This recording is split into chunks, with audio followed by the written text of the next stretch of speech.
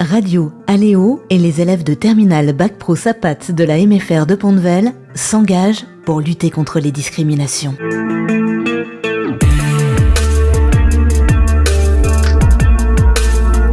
Aujourd'hui, nous abordons le sujet des violences conjugales.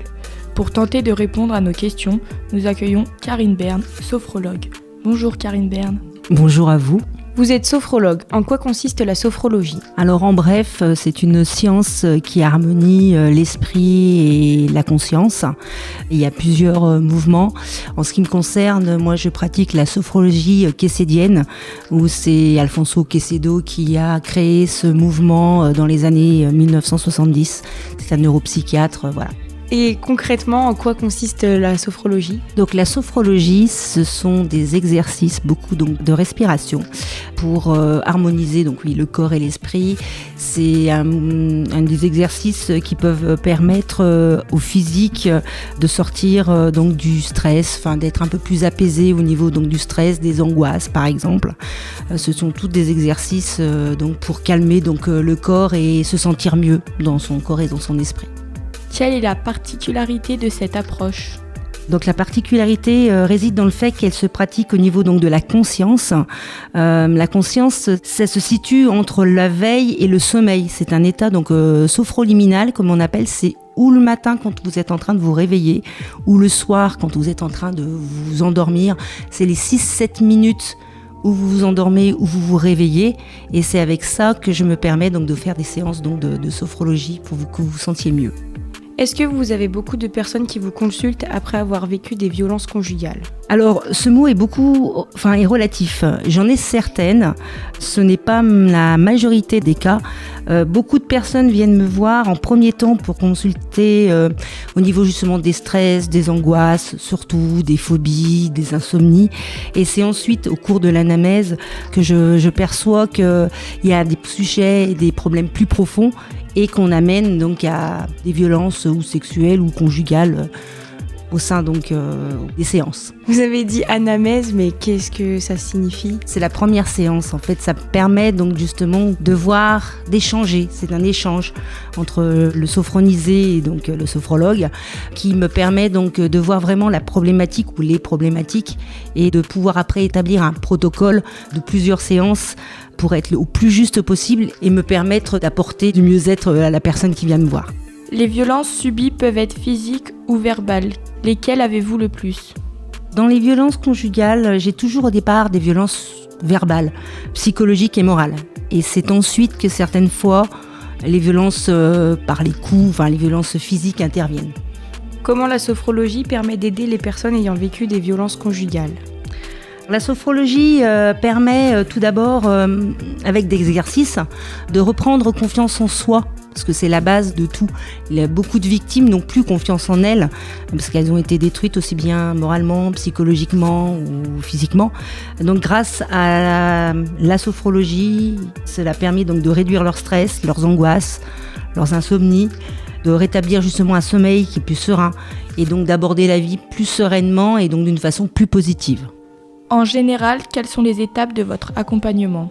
Tout d'abord, toujours être dans l'écoute et la bienveillance et sans aucun jugement. Et ensuite, selon leurs envies et leurs besoins, trouver un protocole approprié où je joins des exercices de sophrologie, de relaxation ou même d'hypnose, certaines fois. En quoi la sophrologie peut être complémentaire avec d'autres types d'accompagnement comme la psychothérapie ? Lors du premier entretien, je demande toujours à la personne, au sophronisé, si elle est suivie par un médecin, un psychologue, un psychiatre ou un autre professionnel de la santé pour savoir si elle suit des traitements, où elle en est justement dans son parcours. Et ensuite, certaines fois, je vois avec ou un psychologue qui est un professionnel qui a obtenu un diplôme universitaire de psychologie, tandis que le psychothérapeute, lui, c'est un professionnel, mais qui a obtenu un diplôme protégé et non un diplôme universitaire. Donc, c'est deux choses différentes.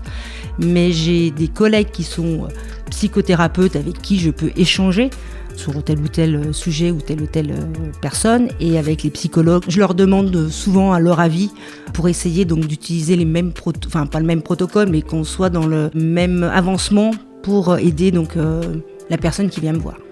Les victimes ont souvent du mal à parler de leur vécu. Quelles sont les précautions que vous devez prendre avec elles ? Toute première chose, c'est toujours avoir une boîte de mouchoirs près de soi. Ensuite, être toujours à l'écoute et dans la bienveillance. Essayer de les aider à poser les mots, mais sans les brusquer et sans les contraindre. Elles sont seules maîtres donc, de leur vie et de ce qu'elles ont à dire. Je suis simplement là avec ma patience et mon expérience pour les aider donc, du mieux que je puisse. Certaines thérapies ne fonctionnent pas avec tout le monde. Chez qui conseillez-vous d'aller si la sophrologie ne répond pas aux besoins de vos victimes ? Tout d'abord, de leur en parler à leur médecin traitant. La sophrologie est une médecine douce, c'est une médecine complémentaire, mais n'oublions pas les vraies médecines. Et ensuite, selon son parcours, où je le renvoie donc vers un de mes collègues, si le courant passe mieux, ou alors à une autre thérapie, divers thérapeutes, que ça soit aussi bien dans l'énergétique ou dans autre chose. Voilà. Certaines violences conjugales peuvent être très graves. Pouvez-vous en parler à la gendarmerie ? Pour les personnes adultes, c'est oui, mais simplement si la victime le souhaite, je peux l'accompagner pour porter plainte ou faire une main courante. Dans la majorité des cas, les victimes que j'ai dans mon cabinet, ce sont des anciennes victimes, enfin des victimes mais qui ont déjà avancé, qui ne sont plus dans ce milieu de violence conjugale. Et elles sont là pour se reconstruire et c'est à ce moment-là qu'elles viennent me voir. D'après nos recherches, les victimes ont souvent de 30 à 39 ans. Est-ce que c'est la tranche d'âge que vous recevez le plus ? Comme je venais de vous le dire, je reçois beaucoup d'anciennes victimes. Elles ont la plupart du temps plus entre 40 et 50 ans. Elles sont détruites au niveau moral, psychologique et mon but c'est de les aider à reprendre leur vie en main et reprendre plaisir à vivre. Donc personnellement non, je n'ai pas les victimes de 30 à 39. C'est des victimes qui sont un peu plus âgées.